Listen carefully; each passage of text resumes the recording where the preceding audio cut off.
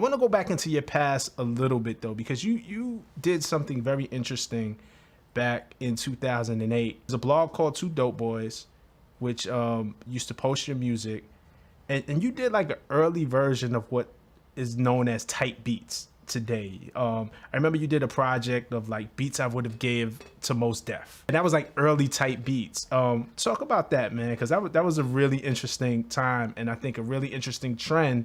That even though we call it type beats now, a lot of the origin goes back to those tapes. In 2007, 2008, the only avenue for like producers really was like a website called SoundClick. I just like had an idea one day. I just wrote an email to like Becca from Two Dope Boys, like, yo, I have an idea for an instrumental beat tape. You know, would you be down to like help push this? And then they were really down with it.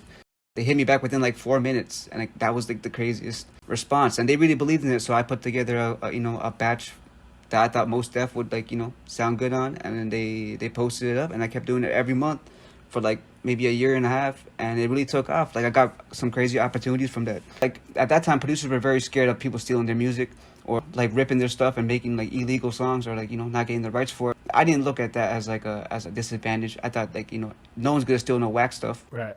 So if it was hot, it was hot. No, and it's dope because now what we look at type beats, and I think what you're talking about in that blog era when mention artists like You and I and Fashawn and Blue and Exile, and SoundClick, right? And these blogs, this is where fans and artists congregated and a lot of great collaborations. So again, the whole theme of what we're talking about is technology just fostering great collaboration and great work. Like sometimes you could be producing for somebody who you might not be in the same city or the same country, but you can make a song that could really affect the world.